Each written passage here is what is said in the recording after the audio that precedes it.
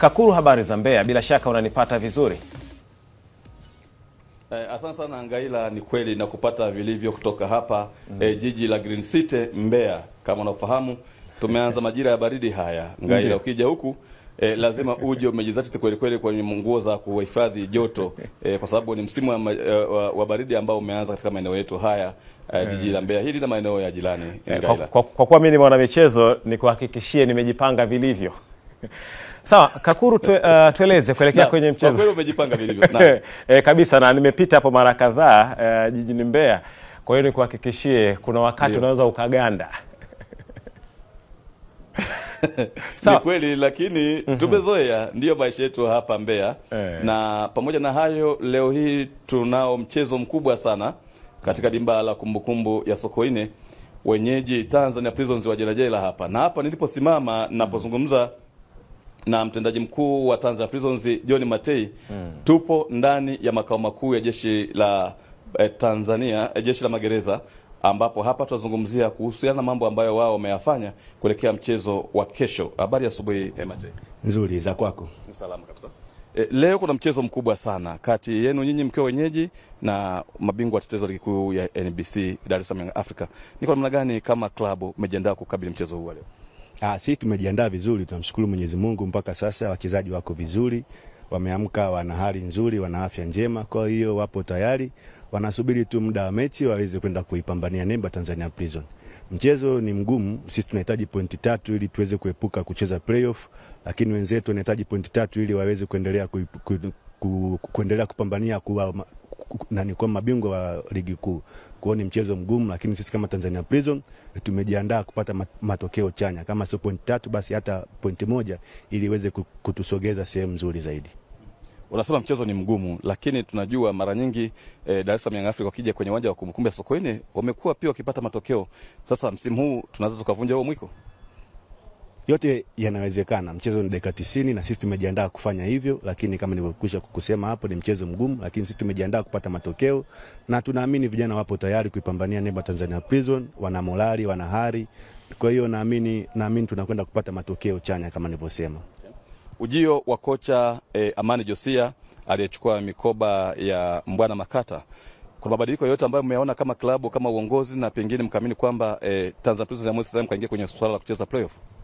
Ya, mabadiliko yameonekana kwa sababu ukiangalia mwalimu alichukua timu ikiwa na pointi 11, lakini amekuja mpaka sasa tuna pointi 30. Kwa hiyo amechukua pointi 19.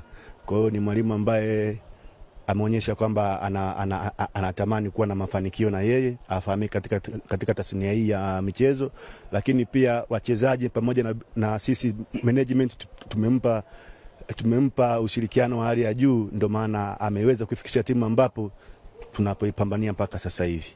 Kwa hiyo bado tuna imani naye na tunaamini kwamba anakwenda kututoa huko kutokucheza playoff.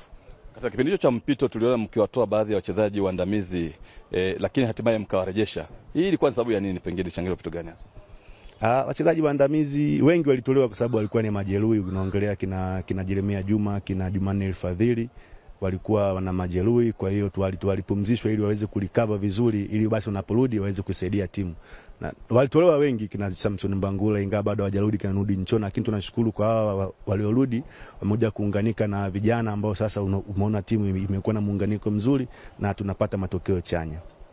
Ndio. Napata matokeo chanya, lakini pamoja na hayo sasa ligi inaelekea ukingoni kutamatika msimu huu. Mmebakiza michezo miwili tu. Lakini tunajua pengine msimu ujao sasa Tanzania Prisons itakuwa ya aina gani hasa kwenye swala la usajili?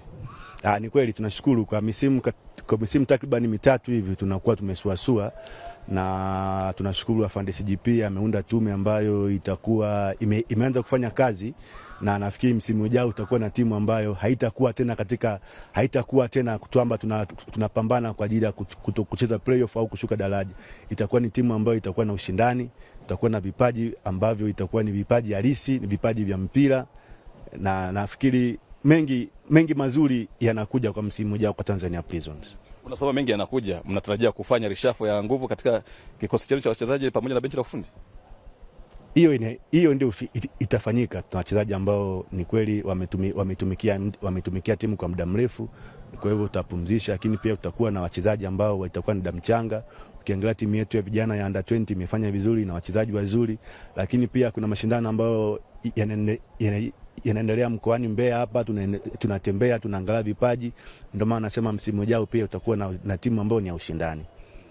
Mtakuwa na timu ya ushindani, ni kweli, lakini kama mtendaji mkuu mnayo timu pia ya mabinti, kwa maana timu ya wanawake, lakini imekuwa haivumi sana. Hii pengine changamoto nini hasa? Sio changamoto, unajua ndo tumeingia kwa mara ya kwanza katika ushindani wa ligi ya wanawake.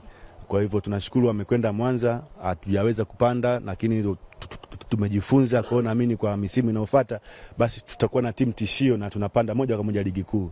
Kwa niwaambie tu na nikuhakikishie kwamba kwa msimu wa 2026-27 tutakuwa na timu mbili ligi kuu, kwamba timu ya Tanzania Prisons senior team na timu ya Tanzania Prisons Queens katika ligi kuu ya wanawake.